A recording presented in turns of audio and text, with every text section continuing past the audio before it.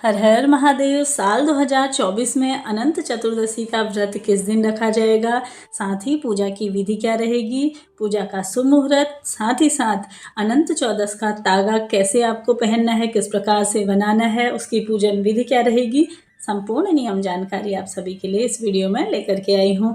तो जैसा कि भाद्रपद महीने की शुक्ल पक्ष की चतुर्दशी तिथि के दिन यह व्रत रखा जाता है, इसे अनंत चौदस के नाम से भी जाना जाता है। इस दिन भगवान श्री हरि विष्णु का विशेष पूजन करने से आपकी विशेष फलों की प्राप्ति होती है, साथ ही साथ सभी मनोकामनाएं पूर्ण होती हैं। इस दिन जो व्यक्ति सच्चे मन से जगत के पालनहार श्री हरि विष्णु और माता लक्ष्मी का एक साथ पूजन करता है, उसकी सभी इच्छाएं पूर्ण होती हैं। जानते हैं कि अनंत चतुर्दशी की पूजा का शुभ मुहूर्त क्या रहेगा और यह किस दिन मनाई जाएगी। तो जैसा कि साल 2024 में अनंत चतुर्दशी तिथि का प्रारंभ होगा 16 सितंबर को दिन में 3:11 पर और दोपहर के बाद यह आरंभ हो जाएगी। वहीं 17 सितंबर को सुबह 11:45 पर यह चतुर्थी तिथि समाप्त होगी।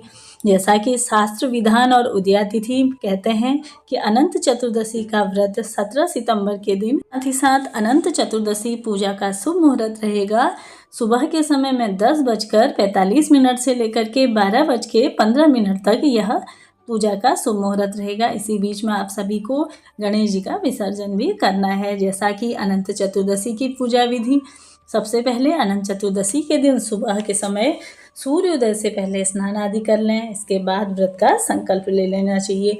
वैसे तो अनंत चतुर्दशी की पूजा किसी पवित्र नदी सरोवर के किनारे विधि विधान से करनी चाहिए। यदि आप किसी पवित्र नदी पर नहीं जा सकते तो ठीक है, आप कोई बात नहीं, वरना आप चाहें तो अपने घर पर ही मंदिर में ही पूजा अर्चना कर सकते हैं। पूजा के लिए आपको सबसे पहले भगवान श्री हरि विष्णु के शेषनाग की सैया पर लेटी हुई कोई फोटो प्रतिमा हो तो उसे आपको स्थापित वहाँ पे कर लेनी है। एक चौकी लगा लेनी है। चौकी में आप सभी को पीले या लाल रंग का वस्त्र बिछा करके उसमें आप सभी को यह फोटो प्रतिमा विराजमान कर लेनी है।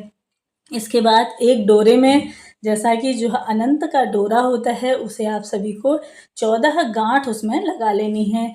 इस डोरे में भगवान की तस्वीर के सामने इस डोरे को आपको रख लेना है और ओम अनंताय नमः इस मंत्र का जाप कर लेना है। इसके बाद पुरुष अपने दाहिने हाथ पे और स्त्री अपने बाएं हाथ पे इस तागे को बांधेंगी।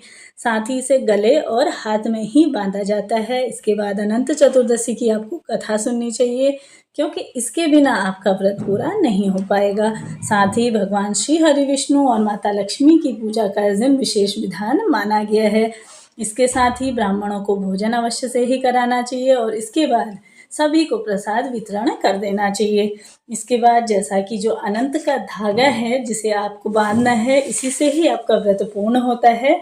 तो आप सभी को क्या करना है, इस पे वैसे तो बना बनाया भी मिल जाता है मार्केट में, लेकिन आप सभी को इसमें 14 गांठें लगा लेनी है कि हर गांठ पर आप सभी को भगवान श्री हरि विष्णु के 14 नामों का स्मरण करते रहना है। जैसे कि पहली गांठ आप लगाएंगे तो ओम अनंताय नमः, दूसरी गांठ में ओम पुरुषोत्तमाय नमः, इसी तरह से ऋषिकेश पद्मनाभाय माधवाय वैकुंठाय श्रीधर त्रिविक्रमः मधुसूदनम वामनम केशवम नारायणम दामोदरम व गोविंद के नाम का आवाहन करते रहना चाहिए। इसके बाद आप सभी को कच्चे दूध में इस डोरे को भिगो करके अपने ऊपर बांध लेना है। माना जाता है कि इस डोरे को बांधने के बाद 14 दिन तक आप शुद्ध और सात्विक रूप से आपको लहसुन प्याज इत्यादि का भोग नहीं करना है।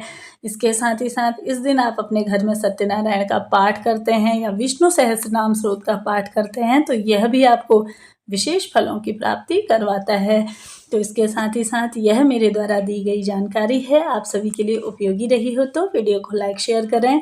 साथ ही साथ मेरे चैनल पे प्रतिदिन कथाएं डाली जाती हैं, आप सभी उनको सुनिए और अपनी पूजा पाठ को सफल बनाइए। मिलते हैं नेक्स्ट वीडियो में, तब तक के लिए हर हर महादेव।